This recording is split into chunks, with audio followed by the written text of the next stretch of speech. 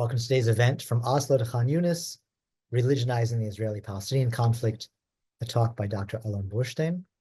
I'm Ken Moss, the Harriet and Ulrich E. Meyer Professor of Jewish History and Director of the Joyce C. and Jacob Greenberg Center for Jewish Studies at the University of Chicago.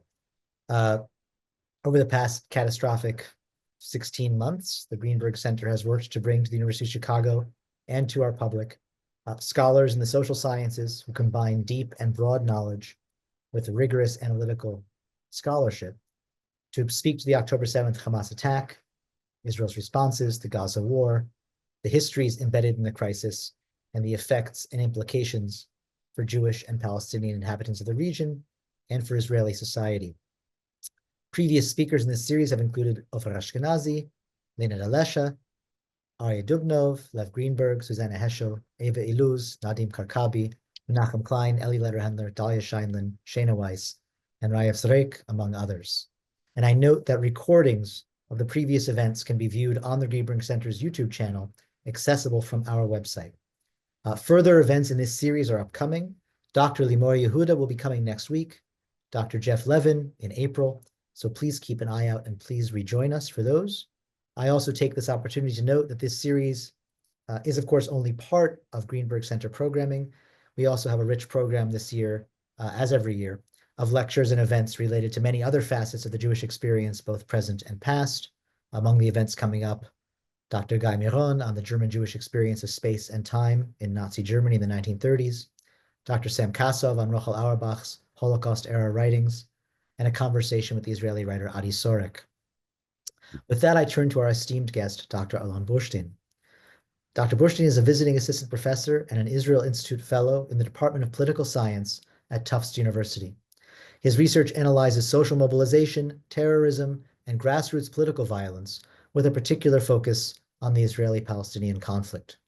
His 2021 dissertation analyzing processes of religionization and secularization among violent actors won the Mark Juergensmeyer Best Dissertation in Religion and International Relations Award of the International Studies Association, the ISA, and received an honorable mention in the Aaron Moldavsky Best Dissertation in Religion and Politics Award of the American Political Science Association.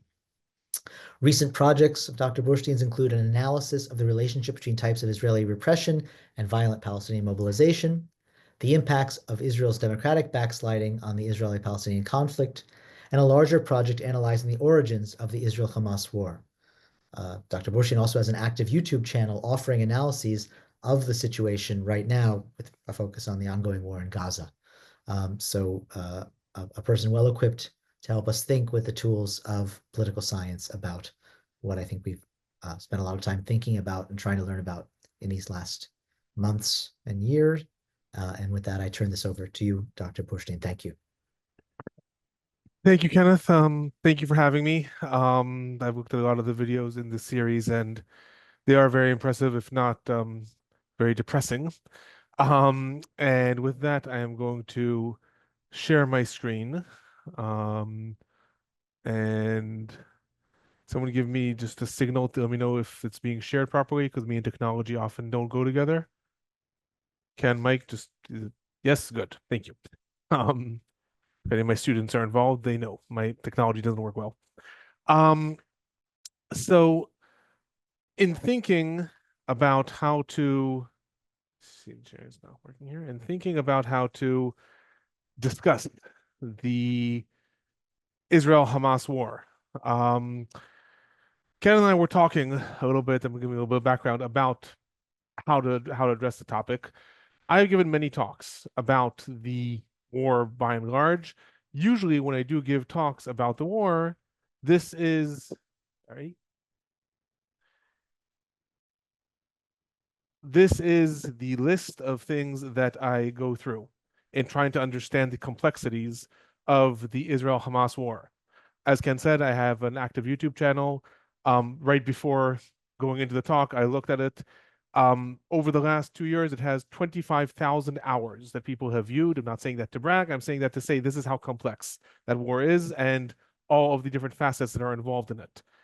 Because this war is so complex, I'm not going to try to tackle all the makings of this war. And instead, in thinking about how to address and understand the complexities, we thought that maybe it was actually more helpful to look back a little bit. What happened? How did we get to October 7th? What happened in the Israeli-Palestinian conflict? October 7th happens 30 years and 3 weeks after the signing of the Oslo Accords. The Oslo Accords are the pinnacle of hope between Israel and the Palestinians, the idea that there's going to be some sort of two-state solution, a peaceful resolution to one of the most complex conflicts in the world. So what happened over those 3 decades? And that's really what I'm going to tackle in this talk. I'm going to look at how things evolved and developed throughout those 3 decades. And specifically, I'm going to look at the challenges within the Israeli camp and within the Palestinian camp as the nationalistic, more secular, at times more compromising forces were challenged by other forces. Primarily, these are religious forces in both camps, but not always. I will say a couple of sort of disclaimers. Obviously, when I talk about religious extremism, that does not mean that all religion is extreme. And when I'm comparing the two sides, that does not mean that we can have to equate both sides in terms of who is morally superior, right or wrong. It is just looking at the comparable processes that both sides have gone through, looking at the 1990s, the first decade that we're going to look at, then going through the second intifada in the second decade. Specifically, we're going to look at 2005 as a major sort of breaking point in both camps. And then we're going to look at what happened since then, taking us all the way into the Israel-Hamas war, which is where I'll be happy to discuss all of these topics that are on the screen in front of you. So in thinking about the Oslo Accords, how did we get to Oslo? Oslo was supposed to be a peace process between Israel and the Palestinians. And that process was meant to resolve a conflict that seemed unresolvable.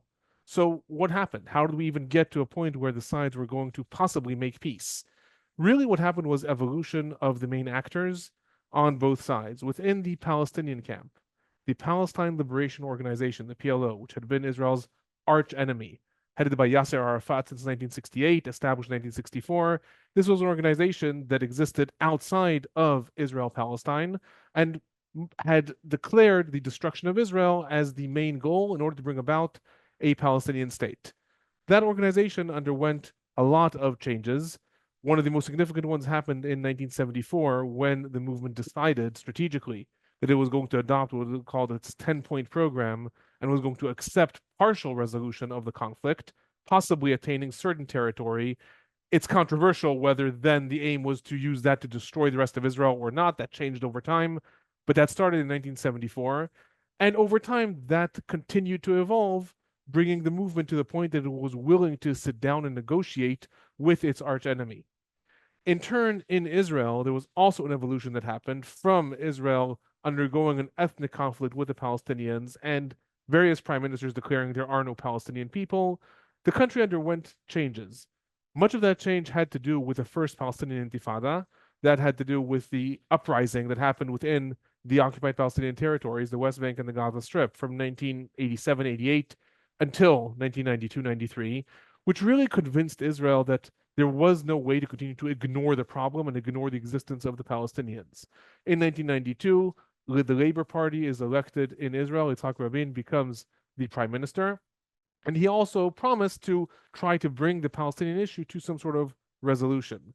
And the final aspect is the regional context, the first Gulf War, the Madrid Conference. A lot of things brought the sides together.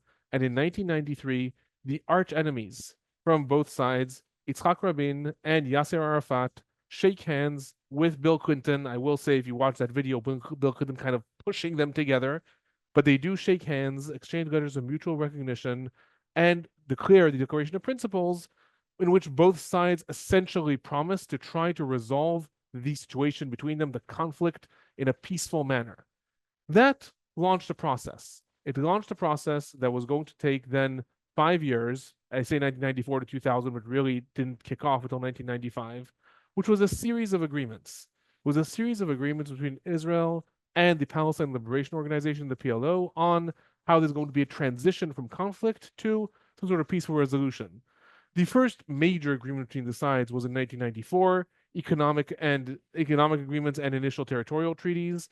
I only mentioned that because that is one of the more significant treaties that still exists until now. If anyone has been following throughout the current war, there's been a lot of talk about Israel withholding Palestinian Authority tax money and things like that. That is all associated with this deal from 1994. The biggest deal between the sides, however, the most important and significant deal, happens in September 1995, which is the Israeli-Palestinian interim agreement on the West Bank and the Gaza Strip. That agreement is an initial agreement. It was supposed to be a simple process or a 5-year process in which there was going to be a gradual transition of territory from Israeli occupation, direct Israeli rule, martial law within the West Bank and the Gaza Strip to a Palestinian Authority, which would eventually mature to become a Palestinian state. The way this was envisioned was a division of the territory, dividing the areas in the West Bank and the Gaza Strip into Area A, Area B, and Area C, and I'm going to talk about them in a minute, with a gradual expansion of some of these areas. Area A, which is marked here in the very dark gray, this is taken from Dennis Ross's book, who was one of the chief negotiators of this process. The dark areas in the Gaza Strip and Jericho here were going to be areas that were going to be under complete control of something that they invented in 1995, the Palestinian Authority. A Palestinian Authority was going to be created in order to administer these territories. Then I'm going to skip to Area C. These are these areas in white in the Gaza Strip and primarily throughout the West Bank here. They were going to remain under direct Israeli control and IDF occupation.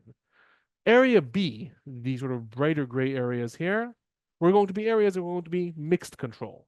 They were going to have mixed control of Israeli security, but Palestinian civil administration. That means education, waterworks, etc.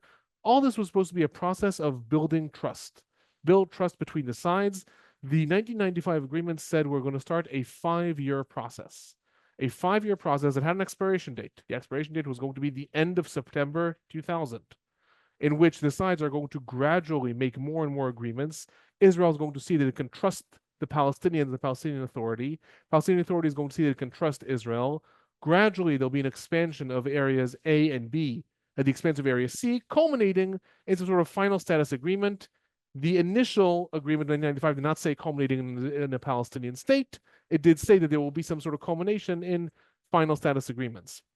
Then the deal got very, very stalled. The next major agreement happened in 1998, the Wye River Memorandum, which primarily expanded areas A and B in the West Bank at the expense of Area C, that was direct Israeli control.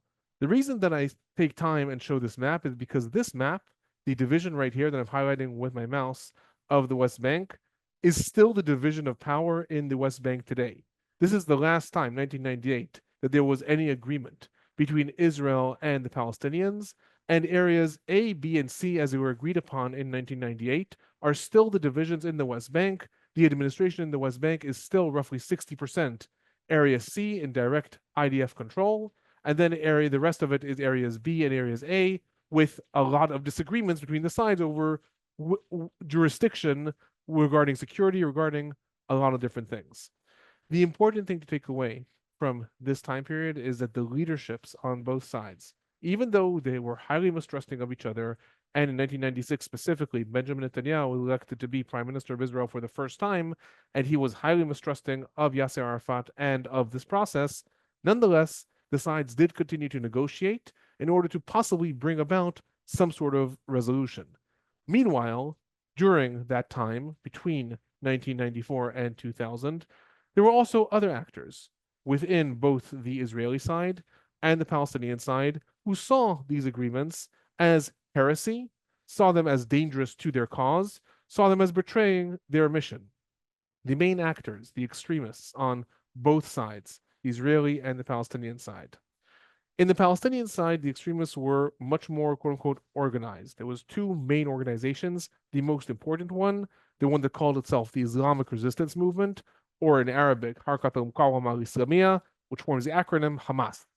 Hamas was established at the end of 1987, but officially in 1988, and it sought to reframe the Israeli-Palestinian conflict. While the Palestine Liberation Organization had framed the conflict as one of self-determination of the Palestinians, as an aspiration of the Palestinians to achieve their own state, Hamas reframed this in its covenant from August 1988. It explains Palestine is an Islamic endowment. This is a religious conflict of Muslims against Jews, and therefore there could be no such thing as compromise. There could be no such thing as shaking hands with the enemy. The enemy is an enemy of God. The enemy is the devil. The enemy is not someone that you can accept half the land from. That was Hamas, another organization within the Palestinian side, the Palestinian Islamic Jihad. Also an organization primarily sponsored by Iran, established between 1979 and 1981, with similar causes to Hamas, slightly different. I'm happy to talk about that later. On the Israeli side, there was a lot less organization within the extremists. There was the Kahanist movement. Kahanist movement is a movement that follows Rabbi Meir Kahana, who was a rabbi who organized the Jewish Defense League, who was a terror group in the United States that then moved into Israel, primarily into the West Bank. However, it's a lot less hierarchical, and broadly, the extremists on the Israeli side were more what was called Hilltop Youth and settler organizations, people who also reframed the Zionist mission, the mission of Israel, as changing it from one of creating a self-determination that would be of the Jewish people, but would also be a modernized state that would follow the path of other modernized states. At least that's what Zionism envisioned originally. Religious Zionism started at this point to take on a bit of a different role and a different perspective, and saw Zionism as a religious mission, Jews returning to the Holy Land, and therefore the state of Israel is meant to embody this religious mission, i.e., where there is Jewish presence, where there's historical religious locations that are important to Judaism. This is not a political question, this is a religious question. Extremists on both sides start to react to the Oslo Accords. In February 25th, 1994, we have the Hebron massacre. Baruch Goldstein, seen the picture here, carries out a massacre of Palestinians in Hebron, in the Tomb of the Patriarchs. Hamas and the Palestinian Islamic Jihad launch a massive campaign of suicide attacks within Israel. Over this short period of time, there are scores of suicide attacks that happen, 22 throughout these years, killing over 162 people within Israel. On November 4th, 1995, Israeli Prime Minister Yitzhak Rabin is assassinated by Yigal Amir. Once again, it's important to note this was not an organized hierarchical organization.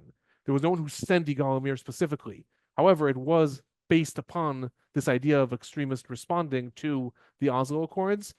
More broadly, there were hundreds of quote-unquote low-level violent incidents that occurred throughout the West Bank and the Gaza Strip, and also Israel, as a result of the Oslo Accords, the extremists responding. What is important to take away from this initial time period, the Oslo Accords, is that while the leadership on both sides, whether it was compromising or not compromising, it was negotiating with the other side. And the extremist elements, primarily the religious ones on both sides, not only, but primarily the religious ones on both sides, were seeing their own leadership as betraying their cause. We're seeing their own leadership as possibly heretics, possibly people who were selling out their cause to the other side. This would change. This changed with the launching of the Second Palestinian Intifada, the collapse of the Oslo process that happened in October 2000. To some extent, it happened right on cue. Like I said, the Oslo Accords, the interim agreement in 1995, had a 5-year deadline at the end of which the sides were supposed to come to agreement. They failed to come to agreement. 5 years later, almost to the day, the Second Intifada is launched.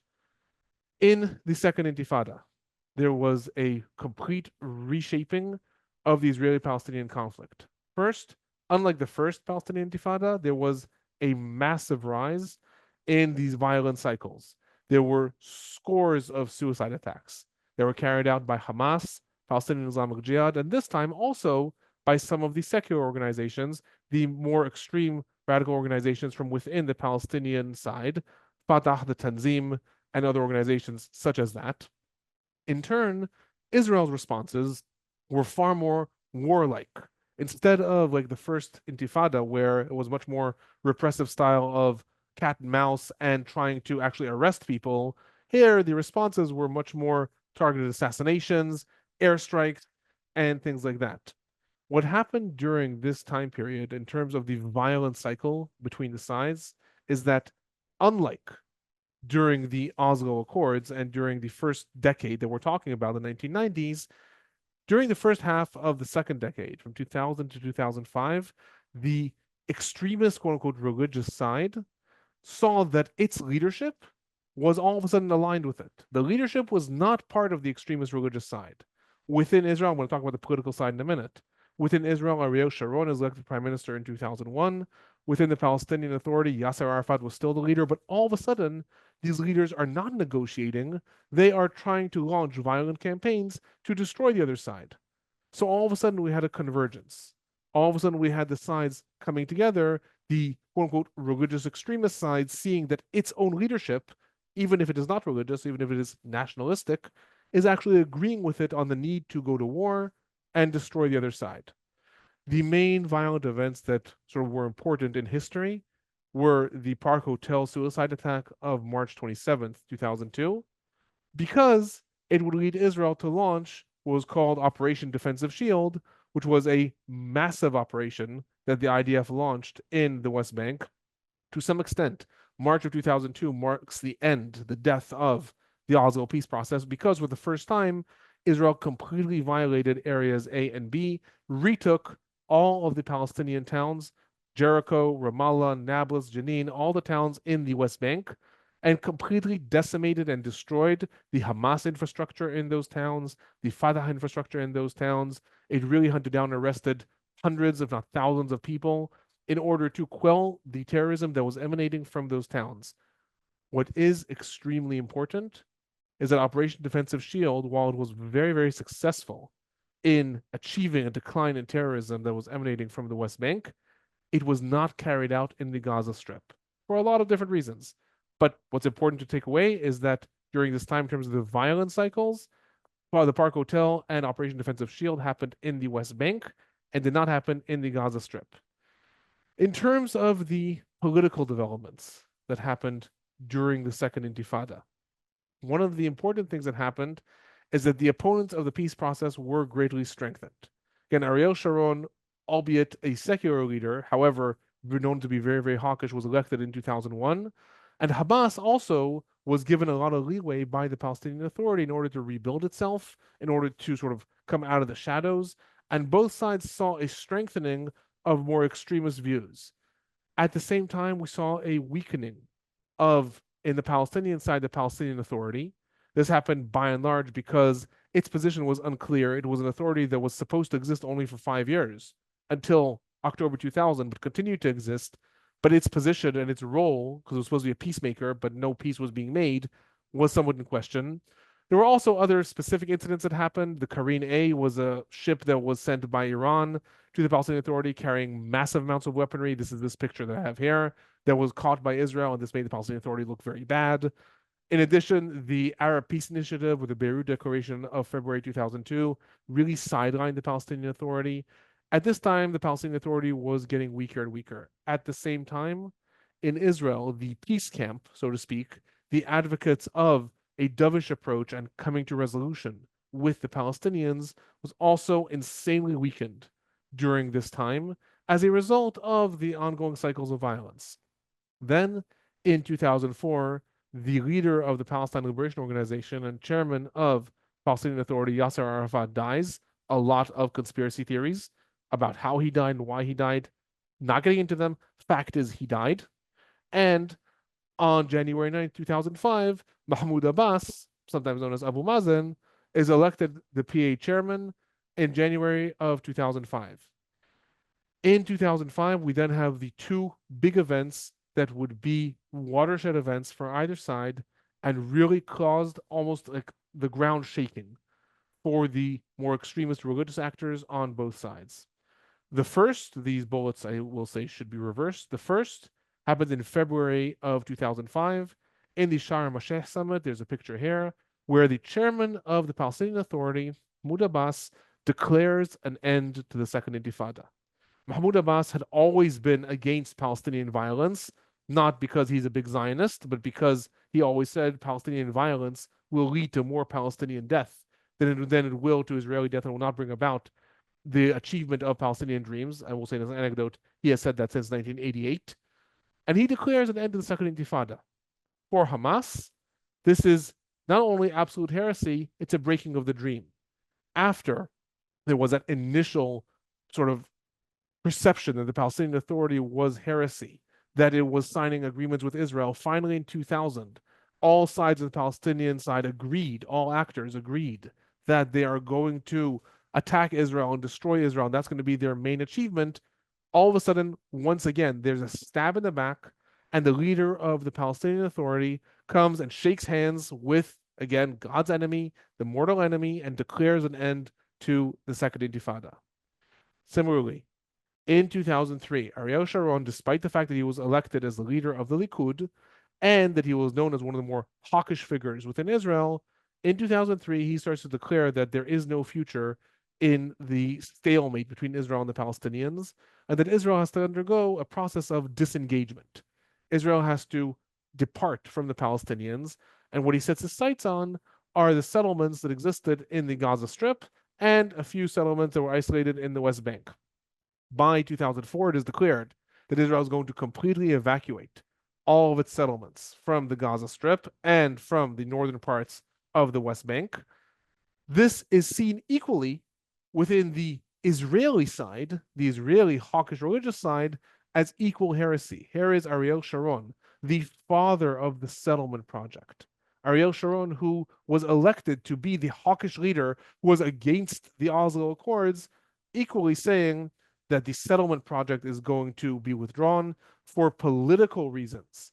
There is going to be a retraction, so not adhering to a religious Zionist ideal, but that at the end of the day, it becomes political. And equally, like Hamas saw the complete betrayal of Mahmoud Abbas, the religious Zionist elements see a complete betrayal in Ariel Sharon.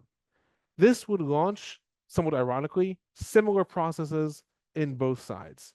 The much faster one happened on the Palestinian side when a month after the declaration that the Second Intifada is over, Hamas in March of 2005 declares that it is going to run for politics. Hamas had historically always refused to run in Palestinian elections in the Palestinian Authority. However, it decided that as a result of this great betrayal of the Palestinian Authority chairman, Hamas was not willing to stay out of politics and let this happen again. As a result, and I will say, as a result also of the rebuild network and the fact that Hamas was very strong in the Gaza Strip, where Operation Defensive Shield had not happened, Hamas forms a political party. That political party was called Change and Reform, and it starts to prepare for elections. Then Israel pulls out of the Gaza Strip in August of 2005, and Hamas declares this as a great victory. Here we have the Palestinian Authority that had been negotiating with the Israeli side and achieved, quote unquote, nothing. And in turn, Hamas, which has been advocating violence the entire time, had pursued violence throughout the Second Intifada, and lo and behold, Israel pulls out of the Gaza Strip. As a result of very smart campaigning, and also, according to these surveys, most voters voted for the Hamas list, Change and Reform, because they were disgruntled with the Palestinian Authority as a result of a lot of corruption. In the elections of January 25th, 2006, the Hamas party, Change and Reform, wins somewhat of a landslide victory. It wins 74 out of the 132 seats in the Palestinian legislature.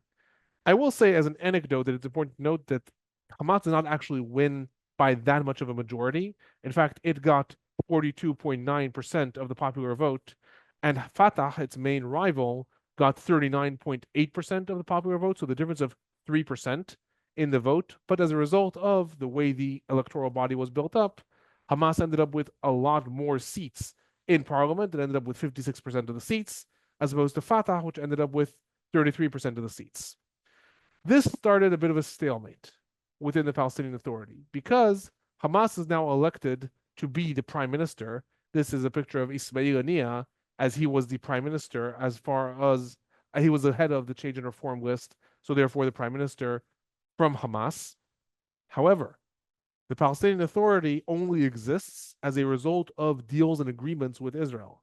And part of the deals and agreements are that anyone who leads the Palestinian Authority must recognize Israel and must recognize past treaties between the Palestinians and Israel, which Hamas refused to do. This began a bit of a stalemate. This began a situation where the Palestinian government was quite stuck. The government could not establish itself, and there was constantly attempted deals of finding some sort of way that the prime minister would recognize Israel but not recognize Israel, recognize the borders of 1967 but not recognize Israel's existence, etc., etc. Eventually, every one of these deals within the Palestinian side, every one of these deals started to break down. And as a result, in June of 2007, we have what is sometimes known as the Battle for Gaza, sometimes known as the Palestinian Civil War. We have an outbreak of violence within the Gaza Strip between Hamas proponents and proponents of the other side's Fatah. These are some pictures of the Battle for Gaza. This is a picture of when Hamas took over the offices of the chairman of the PLO within the Gaza Strip. As a result of that 1 week that happened in June, Hamas takes over the Gaza Strip violently. And as a result, the government, the Palestinian Authority government in the West Bank, fires the Hamas prime minister. And from that moment, we have a complete split between the sides. We have a Gaza Strip that is now governed de facto by Hamas. The government is illegal as far as Palestinian politics is concerned, but de facto governed by Hamas.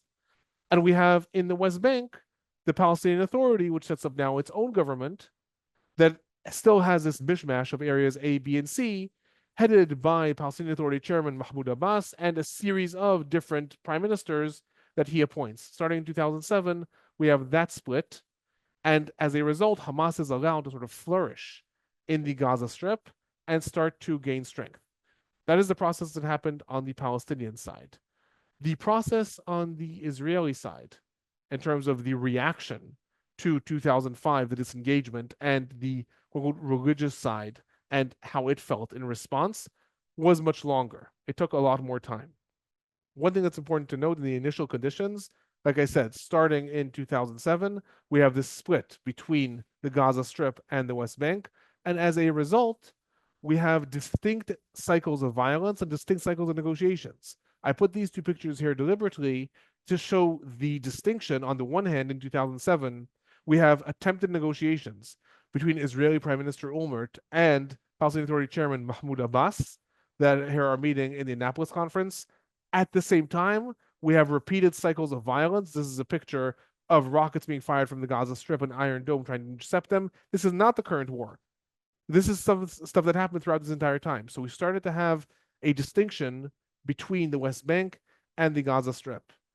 That distinction served the Israeli right and also extreme right quite well. I'll explain that in a minute. One of the things that the Israeli side, the religious Zionist side primarily, but the settler movement more broadly, decided to do after this engagement was similar to what Hamas decided to do after Abbas declares an end to the Second Intifada. The idea was we can no longer accept that the leadership that is not our own leadership is going to be on our side. We can no longer just accept if there is a hawkish leader, then it's okay that it's not one of us because they're still on our side, because we can be backstabbed at any moment. As a result, a very, very famous article was written in August of 2005, right after this engagement, that said we need to settle in the hearts of the population. Instead of the settlement project being in the heart of Palestinian territory, we need to actually launch a campaign to settle in the hearts of Israelis. We need to convince Israelis and make them see that they are all on our side. That is the way to victory. This coincided with the fact that in 2009, Benjamin Netanyahu is elected prime minister of Israel for the second time, not his last time, but for the second time. And he also sees the split between the Gaza Strip and the West Bank as very, very convenient. He takes on a strategy that he calls conflict management. Instead of trying to resolve the Israeli-Palestinian conflict, Israel is going to aspire to manage the Israeli-Palestinian conflict. Israel is going to aspire to just control what is happening, not bring the conflict to resolution, leave the status quo, but during that status quo, there will be a siege on the Gaza Strip, and during the status quo, the settlement project will deepen in the West Bank, but politically, there will be no real change. One of the things that served Netanyahu over the years, at first it was sort of implicit, over the years it became more and more explicit, was the fact that Hamas's rule in the Gaza Strip was a strategic asset. Netanyahu explicitly said this by 2019. He said, the fact that Hamas rules the Gaza Strip serves us well because this means there will not be a Palestinian state. We cannot be pressured into having an accommodation with the Palestinians because we have an automatic answer. Who do you want us to talk to? Do you want us to talk to Hamas? Hamas refuses to recognize us. Do you want us to talk to Palestinian Authority? Well, they don't govern Gaza. So therefore, it is very, very lucrative, so to speak, strategically, to have Hamas governing the Gaza Strip. At the same time, Hamas's rule in the Gaza Strip also served an ideological purpose of other actors.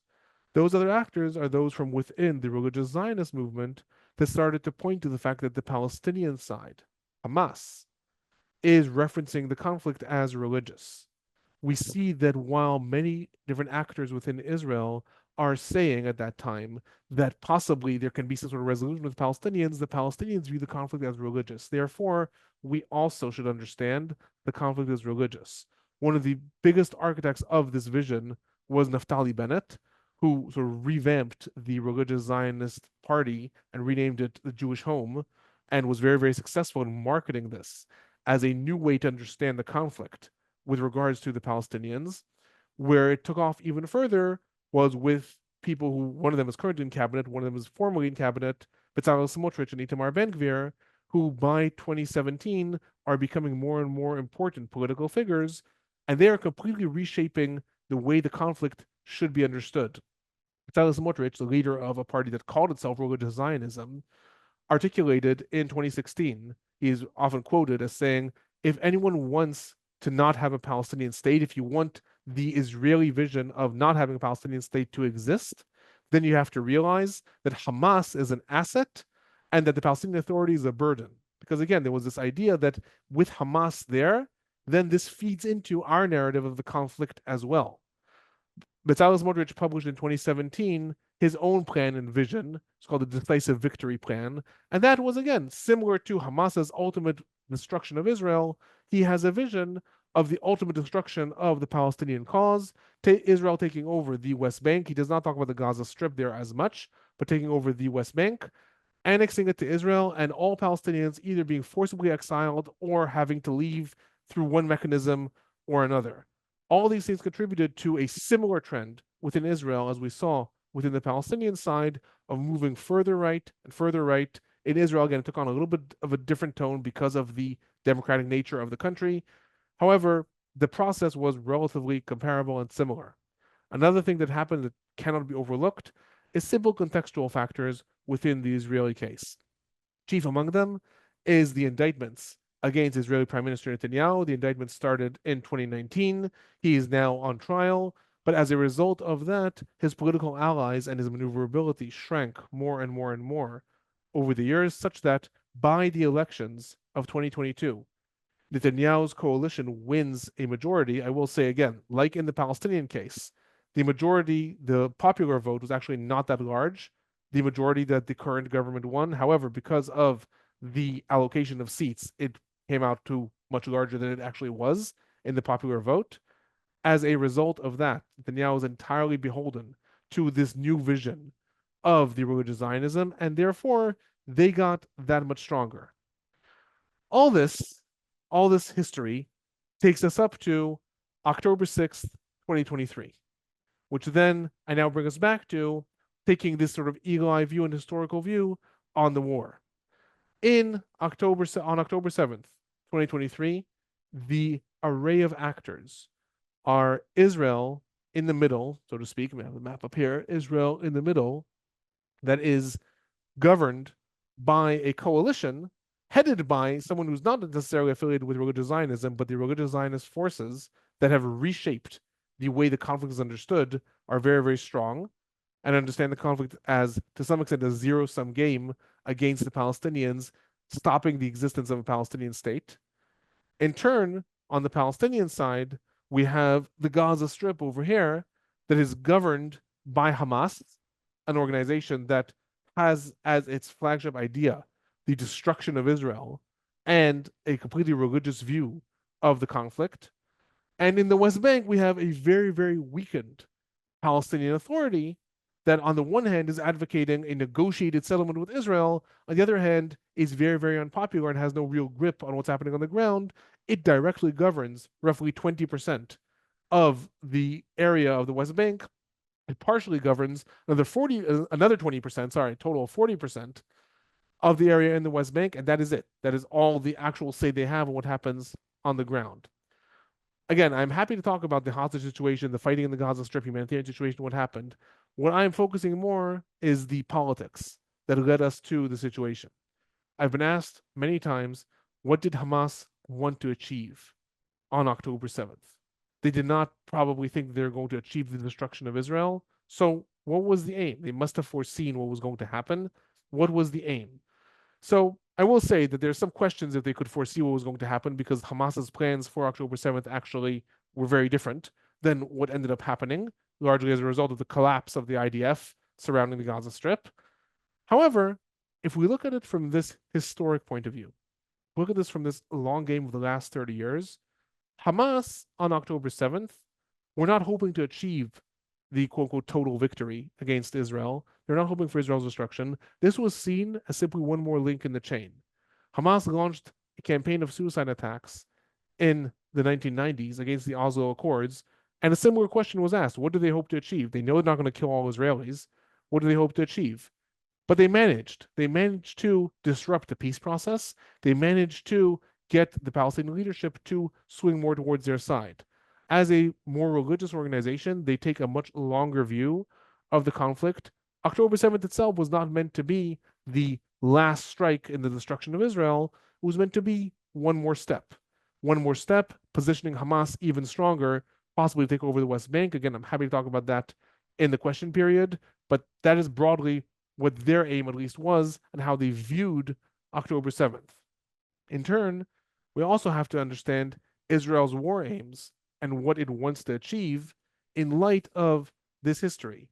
When Israel first articulated its war aims back in October of 2023, those war aims included a series of things that were defined very, very succinctly.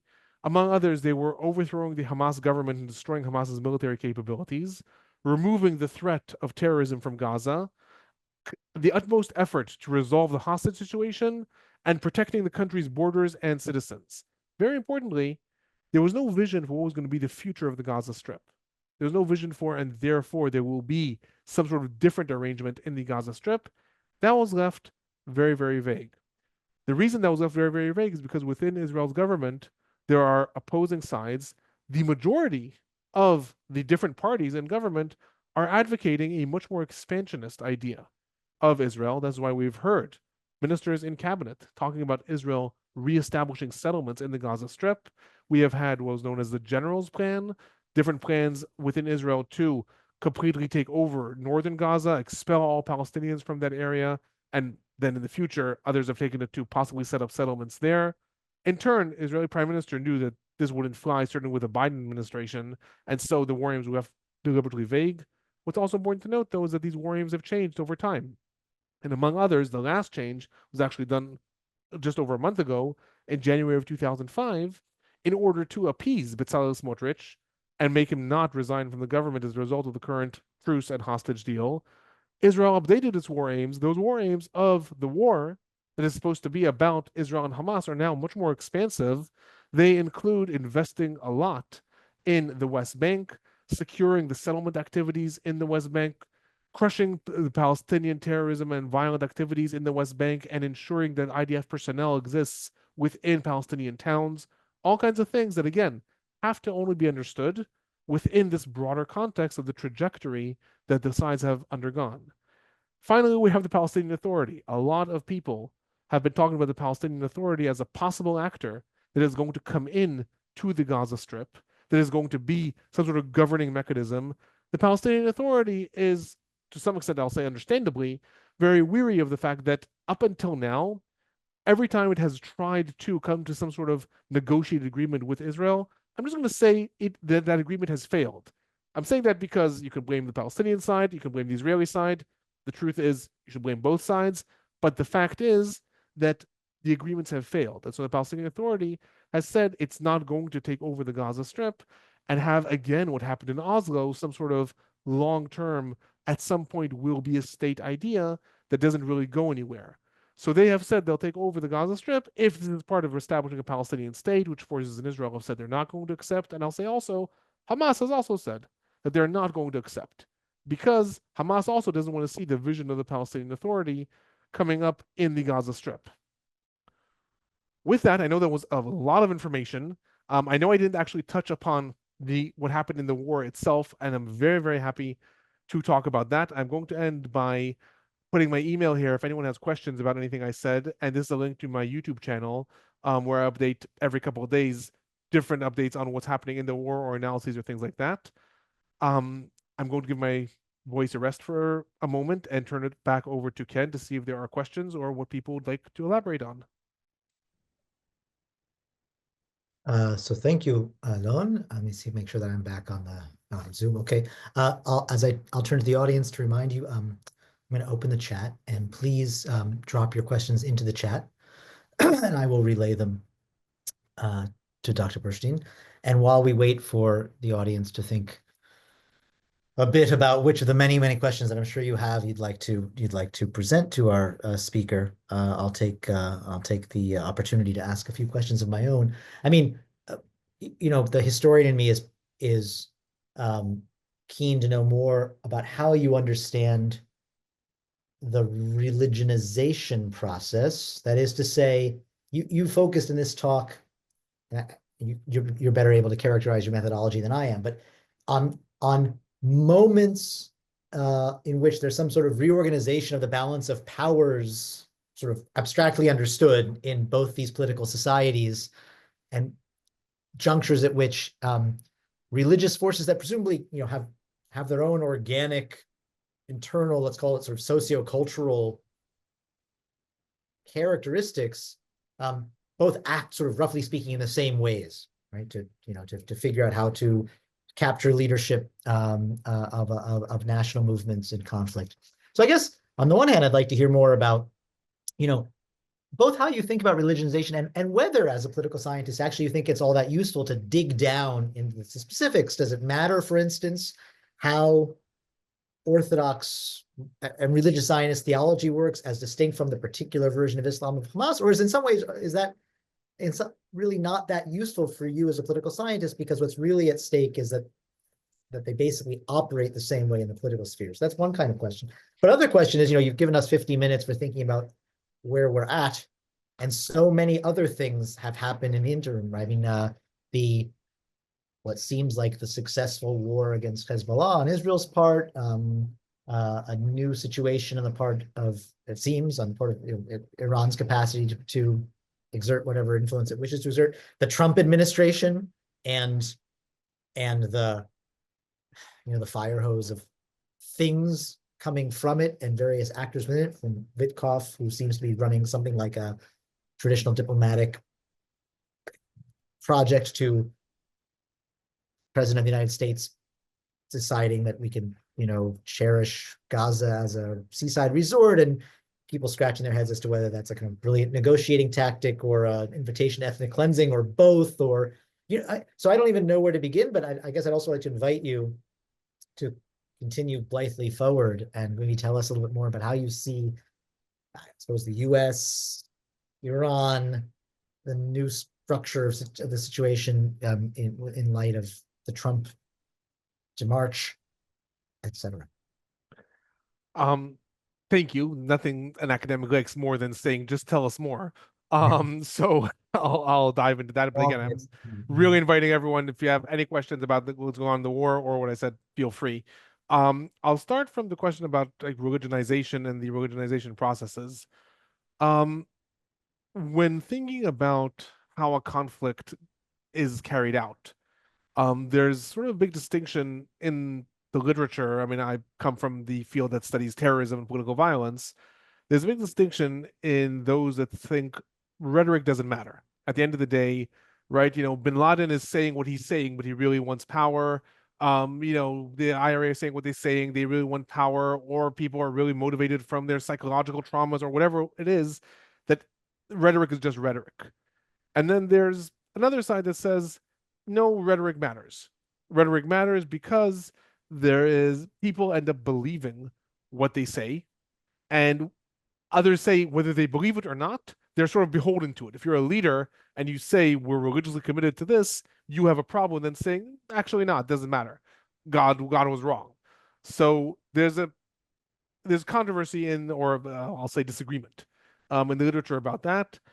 In my own research, I have seen that religiously motivated actors tend to be A, more violent, and B, more absolutist in their acceptance, whether negotiation or some sort of negotiated settlement can happen or not, compared to secular actors. That does not mean that secular actors are peaceful. The vast majority, despite how it seems from our current vantage point, 21st century, the vast majority of terrorism throughout the last 200 years has been secular. It's been communist, it's been nationalistic, it's been anarchist, it's been lots of other things. I'm not saying that therefore religion is violent, secular is not. But when it comes to comparing the way in which actors go about their fight, religious actors tend to adhere much more to what they say. So if, for example, religious actors say, I will never negotiate with the other side, that tends to be adhered to by and large. Very, very few, in fact, in history, pretty much only one religious organization and terror group negotiated with the enemy that it said is the enemy of God. Secular organizations do that all the time. That doesn't mean they're not violent or extremists. But to large extents, I would say that the rhetoric in this case matters. I'll just give another anecdote. Hamas, for example, has said from its own perspective that its fight is about purifying Palestine as an Islamic Waqf, and therefore they have said that they are not going to attack Israelis or Jews outside of Palestine. They have lived up to that. They have not tried to do that. It would maybe have been something they would have tried to do. They have not. That's different than Hezbollah that carried out attacks against Jewish targets or Israeli targets elsewhere in the world, anywhere from Buenos Aires to Eastern Europe. Hamas are religiously beholden to some extent to what they say. So I am of the view that usually it does matter. And in terms of the religious Zionist perspective versus the historic secular Zionist perspective, it's a little bit different because here we're talking about governments, not just violent actors, but how they run governments and policy, right? The current leader of religious Zionism is also Minister of Finance. So he does have other things to worry about also, not just the conflict and violence. But I will say that when it comes to looking at the violent Jewish groups, whether it is the old Etzel and Lehi versus the Kahanas groups and the Hilltop Youth and Tag Mechir and all these other groups, it still holds that the religious side tends to be more extreme, more uncompromising, more violent than the secular side. Does that mean that the two equate to the Palestinian side, the Israeli side? No, not necessarily. But the rhetoric and what they say does matter. So that's in terms of just adding a little bit of context to why to look at religionization through this perspective. When it comes to the regional developments, so what has happened in the war? So right, the main arenas of the war have been the Gaza Strip, and then also Lebanon and northern Israel, West Bank to some extent, and then Iran hovering over everything.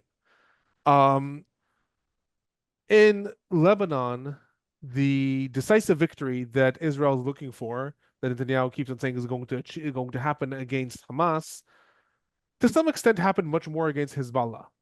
It happened against Hezbollah not because Hezbollah is defeated and destroyed, but because Israel had some very, very, very tactical and as a result strategic victories with Hezbollah.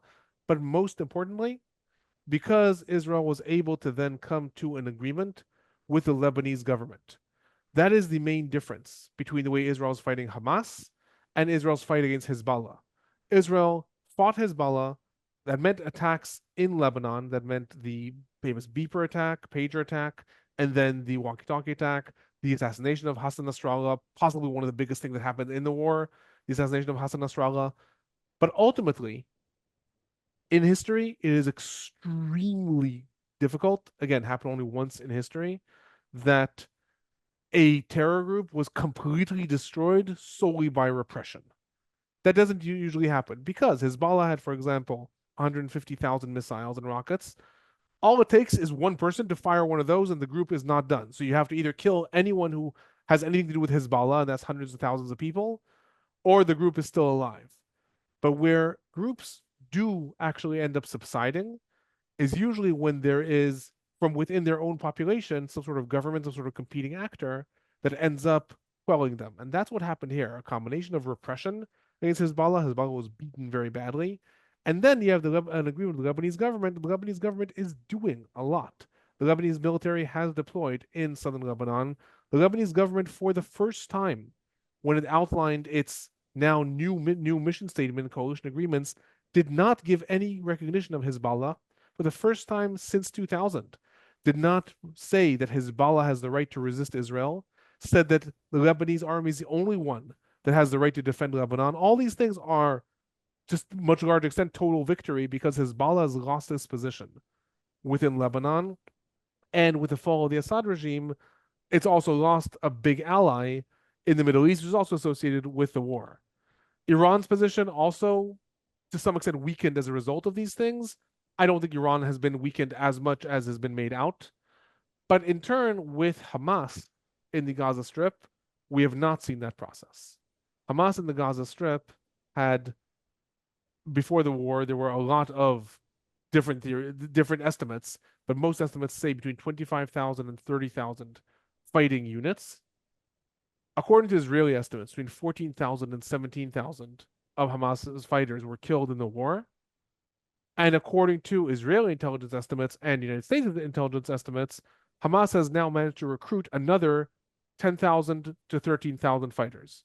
So while Hamas has obviously been hurt badly in the war, it is far from defeated. And the idea that Hamas will be defeated militarily, not really holding up with any comparable instance in history when it comes to a state fighting a terror organization. So then you have US President Trump coming up with his plans for what's going to happen in the Gaza Strip. And like you said, whether we accept that this is an actual plan or not is its own question. But even if this plan was a real plan that might be implemented, the fact is that it, according to the US administration, is only going to happen after Israel has done its fight in the Gaza Strip.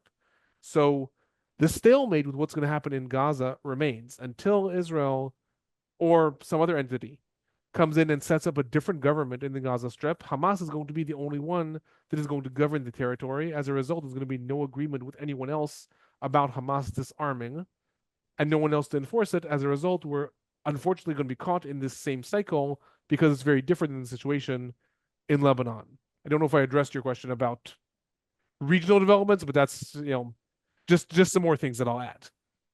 That's helpful. And I guess one could imagine expanding that to try and figure out to what degree Egypt and Jordan have the Trump administration's ear at all, to what degree their reality checks on this vision may allow something.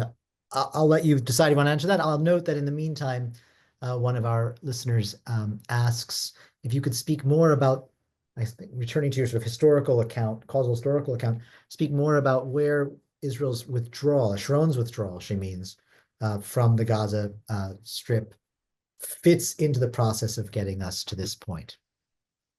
So I'll hold on to your question on Egypt and Jordan and their role, because maybe they'll come up in other questions also. So the Israeli plan that was called the disengagement from the Gaza Strip was very, very instrumental in driving this process on both sides. Within the Palestinian side, in 2005, Israel's withdrawal from the Gaza Strip was seen as ultimate proof of the success of violent resistance. The Palestinian Authority, the Palestinian Liberation Organization, had tried to negotiate with Israel to come some sort of settlement that would give Palestinians this territory. It largely failed in the Oslo Accords. Then you had 5 years of the Second Intifada. Lo and behold, Israel is now withdrawing from the Gaza Strip and is saying, Sharon in his own words, saying settling in the Gaza Strip was a mistake. Sharon was the father of the settlement plan, saying settling in the Gaza Strip was a mistake. So within Hamas, this was seen as ultimate proof, and Hamas marketed this in the elections in the Palestinian Authority in 2006 very, very heavily, saying, look, one side is saying negotiate and talk to Israel. We have always said Israel will only be destroyed and its mission will only be destroyed through violence. And look, violence is successful. So it was instrumental in driving the Palestinian side, but it was to some extent more instrumental in driving this process on the Israeli side, because Sharon in the 1970s was the architect of the settlement plan. He was the Minister of Agriculture in Menachem Begin's government in 1977. He was the one who laid forth the plans to begin the settlement project in or to push forward the settlement project in 1978 that was proposed by Gush Emunim at that time. That was the settler movement. And he was seen as the hawkish figure that is not necessarily viewing the conflict religiously, but from a secular perspective, the hawkish figure that is going to drive this plan forward. His betrayal, the fact that he was elected in 2001 and then again in 2003 as a hawkish figure, but then as the leader of the Likud decided to turn to a different direction, was seen as such a watershed moment within the religious Zionist ideal that there started to be this belief that within religious Zionism, we can no longer trust anyone that's not from our side. We need to infiltrate into the hearts and minds of the population. We need to groom our own leadership. One of the religious Zionism's big missions has been to put its own people, so to speak, people who believe in their ideals, in the IDF, in the military, such that the military will refuse to participate with such things, all with the idea that the disengagement should not be allowed to happen again. We cannot have another situation where we have trusted someone who's like not one of us, so to speak, but just an ally, but in fact, in the end, can end up betraying us. So in that sense, it was very, very instrumental in driving that process forward within the Israeli side as well. We have several questions that, I mean, they come from different angles, but I think maybe also in view of the time and how much you've already done, I think they do meet on some shared ground. I hope I'm getting the questioner's intents correct. I think they both have a certain kind of skepticism, or they both can read a skepticism about identifying religion, or let's call it political religion, as the source or a primary source, let's say, driving the choices or extremism on, maybe they mean both sides, maybe they mean particular sides, perhaps they mean particularly the Israeli side. And so one of our questioners notes that, Netanyahu, a highly secular person as far as we can tell, and is very adept at deploying religious claims. And the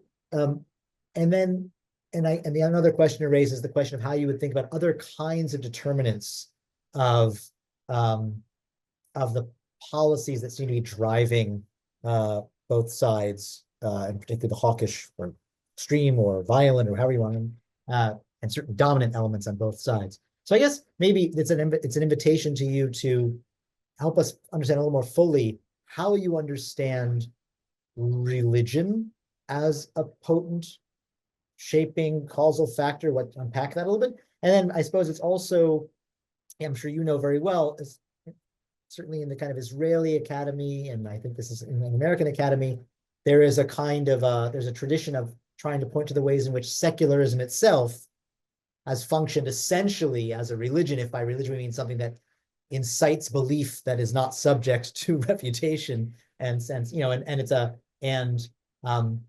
and particularly secular nationalist forms can be understood as having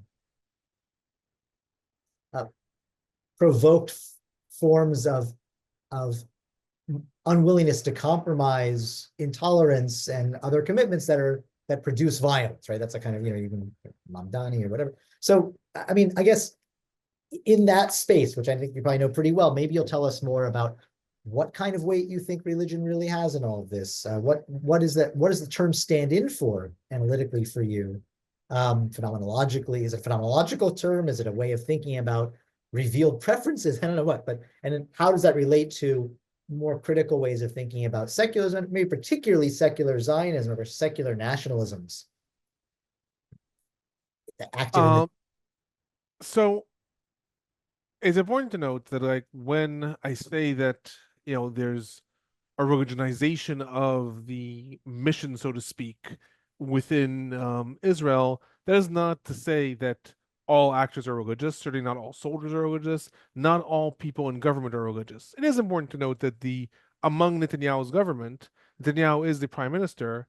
However, if Itamar Ben-Gvir was still in government, he's sort of half in, half out at this point. Of the 5 parties that were the coalition partners, 4 of them were headed by religious figures, and 4 of them had religion to various extents. Sometimes it was pushing religion within Israel, sometimes it was pushing religion as a Zionist mission within the Palestinian territories as their main objective. That is, again, religious Zionism and Jewish power, and then you have Shas and United Torah Judaism. The Likud itself, true, is not religious, and I'm not making a claim, again, that everyone in government therefore is religious and that is their mission. Although What Gail I- Talshia has argued actually that the Likud was taken over internally by the religious elements. So I mean, There are certainly, but again, there are certainly secular elements within the Likud as well. Netanyahu being one of them. Um, what I am saying is that the religious framing of the conflict, viewing it through a prism that sees the conflict as one that is at least very intertwined with a religious mission. I'm not saying solely a religious mission, but very intertwined with a religious mission having to do with, from the Israeli perspective, Jewish redemption and the restoration of the Jewish kingdom and Jews returning to the land, again, not from the Zionist secular idea of a haven from anti-Semitism, but rather from a perspective that says, no, this has to be a religious mission, so much so that prior to the war, the government was advocating changing the law of return that allows all Jews to come back to Israel, that is inherited down to 3 generations to mimic the Nuremberg laws, sort of countering the Nazi definition. You could be persecuted if you were a 3rd-generation Jew. Therefore, you can come to Israel if you have some sort of Jewish ancestry. The parties in government, not the Likud, but the other parties, were advocating against that, saying, no, we want to cancel the grandchild clause because it's bringing too many people who aren't Jewish enough for us. So the idea that you're reframing the mission of Israel, and in this context, I'm saying the war mission of Israel, to at least reflect some sort of religious ideal also, in addition to a nationalistic ideal or whatever, is one that is prevalent within the government, one that is prevalent within Israeli society. And again, there's a lot more anecdotal examples that I can give when it comes to, for example, defining the war aims within Israel. So there is one sentence about destroying Hamas's governing and military capabilities, one sentence about doing the utmost effort to restore the hostages. There are 3 paragraphs about strengthening the West Bank, strengthening the settlements in the West Bank, strengthening security in the West Bank, allocating soldiers to the West Bank, allocating more security and to the roads in the West Bank, imposing curfews on Palestinian villages in the West Bank. The entire idea that the mission of the war is about Gaza and the hostages, again, obviously to large extents that has how it's played out. However, the actors within government actually see the war as including a much larger mission, something a lot of other elements. That is what I'm suggesting. I'm certainly not saying that Israel has become a theocracy, certainly not saying that it is driven solely by these religious forces, but a recharacterization of the conflict is certainly prevalent within the government also. What does this mean in terms of how the conflict ends up playing out? Again, that has to do more with, there's a lot of academic theories about what it means when a conflict becomes more religious or more secular.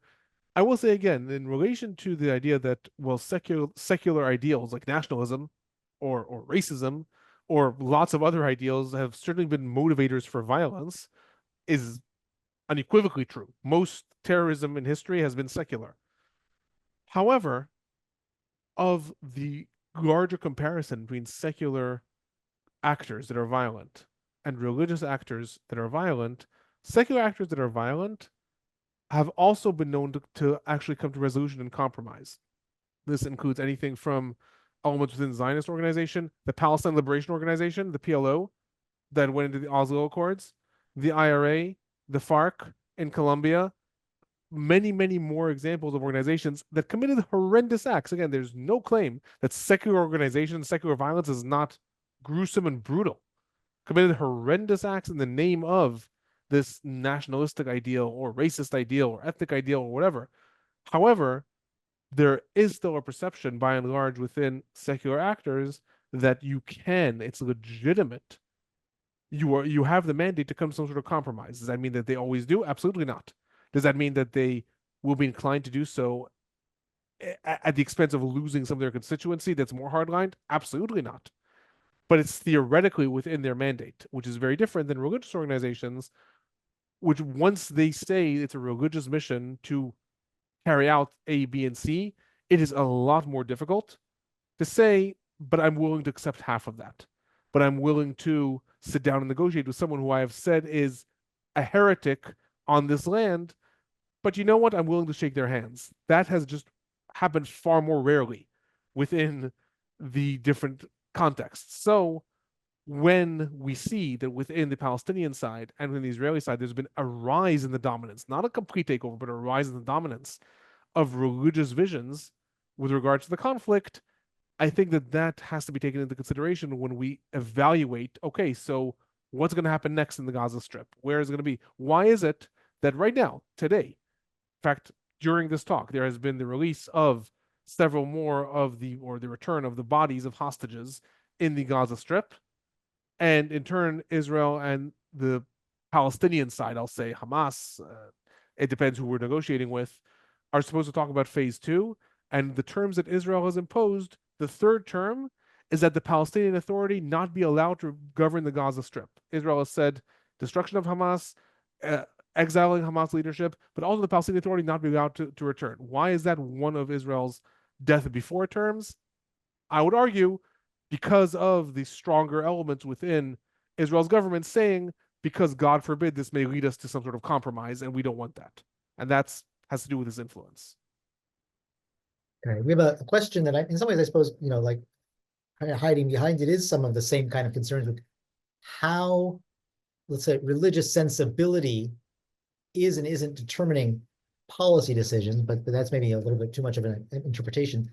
It's a question that could be taken in a more straightforward way, which is, was the Hamas attack on October 7th related at all to the pending normalization of relations between Israel and the various Arab states in the region? So, I guess it's sort of Abraham Accords, some form of negotiation, Tarek Bakoni, Hamas is a rational actor in its own way. And I guess actually, there's no intrinsic tension between your argument that that the religious commitments, as rhetorically expressed, become determinants of maybe the limits of rational action, or they rule.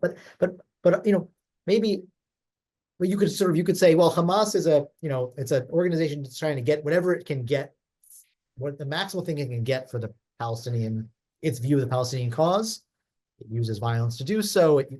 It was looking at a kind of political turning point that it wanted to avoid.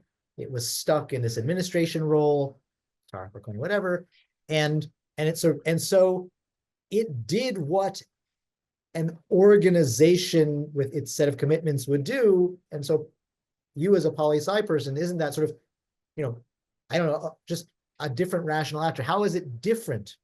What different kind of difference does religiosity or theological commitment make? And I think one answer you're offering is one way you read this is it locks you in to a set of things and makes you unwilling to make it much harder to compromise.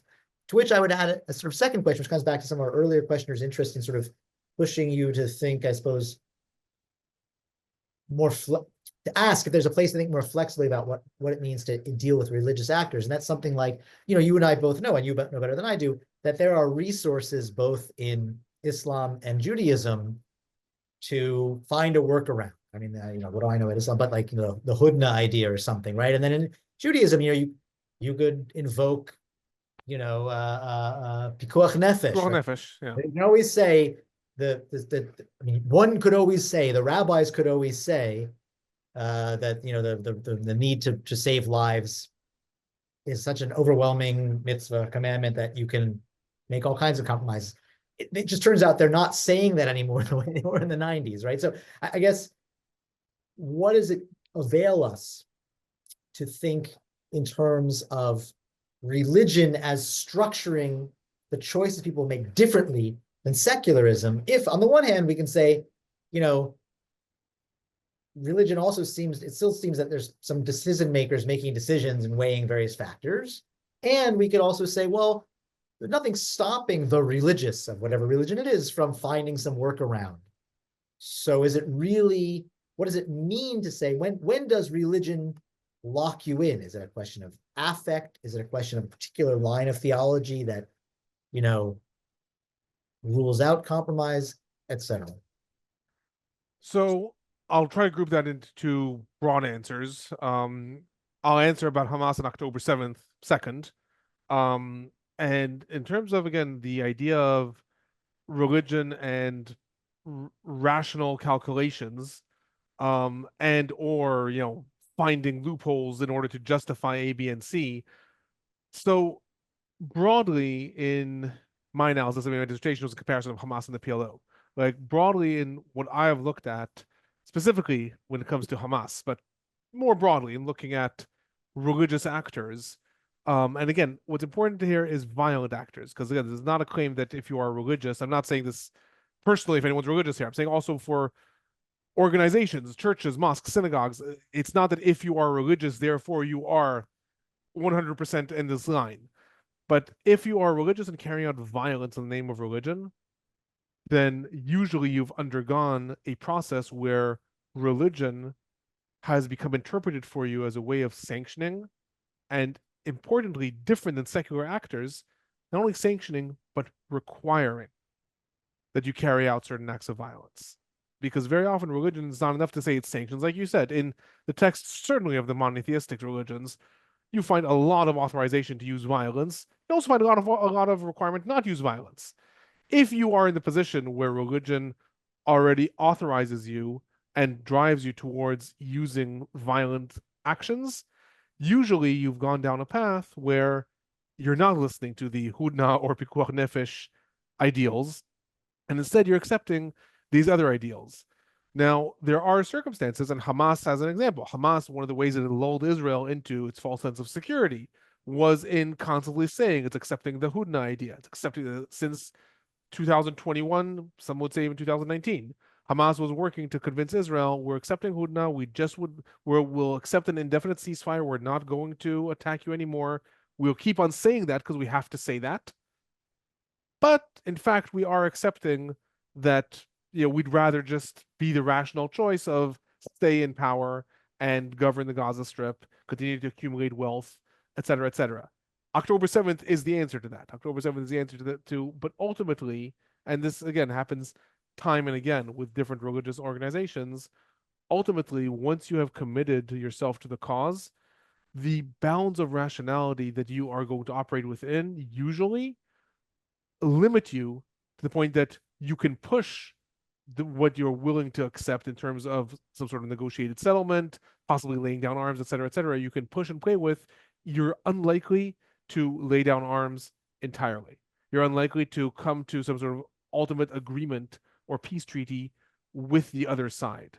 So that doesn't mean that you are no longer rational. Even the most hardcore of religious violent actors, I'll say, Daesh, ISIS, as one of the examples, were rational actors. They, for example, attacked very, very violently the Iraqi government and people, Syrian government and people. They got up to Israel's borders and they never attacked Israel. They never attacked Israel because Israel said, it's all well and good. You can play your games in Syria, send messages to ISIS. If you attack us, it's going to be game over for you. If you attack us, then we're going to launch the entire might of us and the United States against you. And ISIS did not attack Israel. However, I would argue that does not mean that ISIS is therefore not adhering to their religious principles. They're simply saying, okay, so we have to get stronger and we can wait. We can wait. One of the famous incidences of one of the Hamas leaders was asked by Mark Juergensmeyer, my supervisor, in my dissertation. He was doing an interview and he was asked, Juergensmeyer asked him, but realistically, you're not going to destroy Israel. Like, you know that you're not going to succeed. This is in 1998. And his answer was, it took 200 years to destroy the Crusaders too. Okay. When you have this religious perception, this religious ideal, yeah, we'll postpone it for now. That's okay. We have time. We have time because our fight is the fight of God. So it's seemingly more clear cut, and to some extent, I would argue maybe more acceptable to a lot of the audience when we talk about the Palestinian side. Okay, Hamas is operating from this side, but when we look at religious Zionism and Bezalel Smotrich and Itamar Ben-Gvir, often people say, okay, but these are seasoned politicians. They will obviously make compromises. They will obviously see that they can maybe advance their cause in a way that betrays some of what they said from their religious ideal. And true, political context matters greatly when you're operating within a more established democracy like Israel. Then maybe it makes more sense. Bezalel Smotrich had a recording prior to his last elections saying, "I hate Netanyahu. He's a liar. He's a liar, son of a liar, but he's useful for me now." So to large extents, while a lot of people look at religious actors and say, okay, this is rhetoric, but at the end of the day, they're going to be rational. They're going to be rational. I don't say they're not rational at all, but I do say that they tend largely to adhere much more to their original mission statement compared to secular actors, which can change their mission statement and sort of get away with it. One of the examples I'll give also, in 2017, Hamas put out a new policy platform. This was as a result of a lot of internal political problems Hamas was having. Primarily, they were cut off from Iran as a result of the fact that they sided with the rebels in Syria and all kinds of things like that. They put out a new policy platform to try to reframe the organization, and that policy platform did say things that were slightly different than their covenant. Not only did they never act upon it, they never mentioned it again, but even in the press conference where Khalid Mashal introduced it, he started from saying, this policy platform is an addendum, but it does not contradict our initial covenant, and any part of it that does contradict is null and void. Well, that is the religious perspective. The perspective that says, if we said something is consecrated and holy, we have a problem. We will lose face if we backtrack on it. So again, that's more broadly looking at it from the religious perspective again. Now I'll just address the question of October 7th, because the question that comes up a lot. What did Hamas want on October 7th, and how did the Abraham Accords in Saudi Arabia possibly have to do with it? Hamas has said at times that they launched October 7th when they launched it in order to foil the possible normalization between Israel and Saudi Arabia. I'll say that I accept that with a twist. Hamas certainly wanted to disrupt any normalization ideas between Israel and Saudi Arabia. That is not the reason for October 7th in my analysis. Hamas had been planning the October 7th attack for over 2 years, long before there was any talk of normalization and any advances in normalization between Israel and Saudi Arabia. Moreover, Hamas was supposed to launch its attack 6 months earlier. The initial attack of October 7th was supposed to be launched, according to Hamas documents, on the eve of Passover of 2023. Hamas then saw that the IDF had moved 2 extra tank units down to the area surrounding Gaza, thought that the plan had been discovered. I'll say in a caveat, it had not, but thought that the plan had been discovered, and as a result, they decided to postpone the attack. So possibly the decision to, okay, we need to act now, again, this comes from the rational perspective, we need to act now because this will also disrupt the ongoing normalization talks between Israel and Saudi Arabia. Certainly Hamas was happy to do that. The fact that they'd been planning this for 2 years, over 2 years, the fact that the attack itself was supposed to happen 6 months before when normalization talks were very, very early, tells me that this was not planned in order to do that. It was just sort of a happy coincidence for the organization. All right, well, thank you. There's more to be said and there's more to be asked. And I think there's a lot to think about also this idea. I've thought about this a lot myself, the commitment of religious actors to a different vision of time and also a different vision maybe of what their own populations ought to suffer and ought to be prepared to suffer. I think about this Absolutely. a lot. We had a chance to talk about that another time. And thank you so much for this clarity and your analysis. Thank you very much. And if anyone has any follow-up questions, feel free to shoot me an email. And I upload these daily, not daily, but once or twice a week on my YouTube channel. So feel free to check that out too. And thanks for joining. Thank you. And thank you all for coming.